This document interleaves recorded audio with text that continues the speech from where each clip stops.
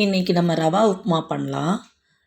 இதே மாதிரி மெத்தடில் பண்ணி பாருங்கள், ரொம்ப டேஸ்ட்டாக இருக்கும். அதுக்கு நான் பார்த்திங்கன்னா என்னென்ன எடுத்திருக்கேன்றது உங்களுக்கு சொல்கிறேன். 2 பெரிய வெங்காயம் ரொம்ப சின்னதாக இருக்கனால நான் 2 எடுத்திருக்கேன். இது ஓரளவுக்கு மீடியமாக இருந்ததுன்னா நான் 1 எடுத்திருப்பேன். வெங்காயம் நிறைய போட்டால் தான் உப்புமா டேஸ்ட்டாக இருக்கும். நான் இன்றைக்கி 2 பேருக்கு எப்படி செய்கிறதுன்றது நான் காட்டுறேன் ரெசிபி. இதை நல்லா நம்ம பொடி பொடியாக கட் பண்ணி எடுத்துக்கலாம் வெங்காயத்தை.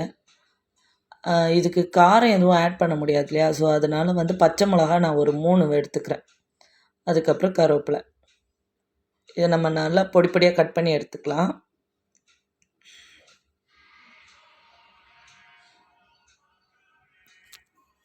அதுக்கப்புறம் பார்த்திங்கன்னா ஒரு 3 பச்சை மிளகா, அதையும் பொடி பொடியாக கட் பண்ணி எடுத்துக்கலாம். அதுக்கப்புறம் ஒரு கைப்பிடி கருவேப்பிலை. என்கிட்ட இன்றைக்கி காஞ்ச கருவேப்பிலை தான் இருக்குது. ஸோ அதை ஒரு ஒரு கொத்து எடுத்திருக்கேன். அதையும் நல்லா வாஷ் பண்ணி எடுத்து வச்சுருக்கேன். இந்த டம்ளருக்கு நான் 1 டம்ளர் ரவை எடுத்துக்கிறேன். இது ரோஸ்டட் ரவை தான். ஆனாலுமே நம்ம என்ன பண்ணுறோன்னா கீ போட்டு 1 ஸ்பூன் கீ போட்டிருக்கேன். அதுக்கு அந்த ரவையை போட்டு நான் மிக்ஸ் பண்ணிக்கிறேன். இது 2 பேருக்கு. இதே நீங்கள் 4 பேருக்குன்னா இதை டபுள் ஆக்கிக்கணும் எல்லாமே. ஒரு வெங்காயம் எக்ஸ்ட்ரா, அப்புறம் 2 பச்சை மிளகாய் எக்ஸ்ட்ரா, அதுக்கப்புறம் 1 டம்ளர் ரவை எக்ஸ்ட்ரா. 1 டம்ளர் ரவைக்கு 2 ஸ்பூன் நெய். ஓகேங்களா, 2 டம்ளர் ரவைக்கு 2 ஸ்பூன் நெய் அந்த மாதிரி ஆட் பண்ணிங்கன்னா கரெக்டாக இருக்கும். இப்போவும் வறுத்த ரவையை ரவை வாசனை வந்துருச்சுனாலே அது வறுத்துருச்சுன்னு அர்த்தம் தான். ஸோ அதனால் என்ன பண்ணுறேன்னா, நான் வறுக்கப்பட்ட ரவையை நான் ஒரு பிளேட்டில் எடுத்து வச்சுக்கிறேன். ஓகேங்களா, ஸோ நான் வறுத்த ரவையை நான் ஒரு பிளேட்டில் எடுத்து வச்சுட்டு கடுகு 1 ஸ்பூன், 2 குழிக்கரண்டி எண்ணெய் விட்டுருக்கேன். அதில் 1 ஸ்பூன் கடுகு, அப்புறம் 1 ஸ்பூன் 2 ஸ்பூன் உளுத்தம்பருப்பு, 2 ஸ்பூன் கடலைப்பருப்பு போட்டிருக்கேன். இப்போ கடுகு பொரிஞ்ச உடனே அடுத்தடுத்த இது சேர்த்துக்கலாம். கடுகு பொரிஞ்சிருச்சு. கடுகு பொரிஞ்ச உடனே நான் பச்சை மிளகா, கட் பண்ணி வச்ச பச்சை மிளகா ஆட் பண்ணிக்கிறேன். ஆட் பண்ண உடனே வெங்காயத்தையும் ஆட் பண்ணிக்கிறேன். வெங்காயமும் கருவேப்பிலையும் ஆட் பண்ணிக்கிறேன். இது கண்ணாடி பக்குவம் வரட்டும், அது வரைக்கும் நம்ம கொஞ்சம் வதக்கிக்கலாம். நான் இப்போ மீடியம் ஃப்ளேமில் தான் வச்சுருக்கேன். சிம்லேயும் வைக்கல, ஹை ஃப்ளேம்லேயும் வைக்கல. நான் மீடியம் ஃப்ளேமில் தான் வச்சுருக்கேன்.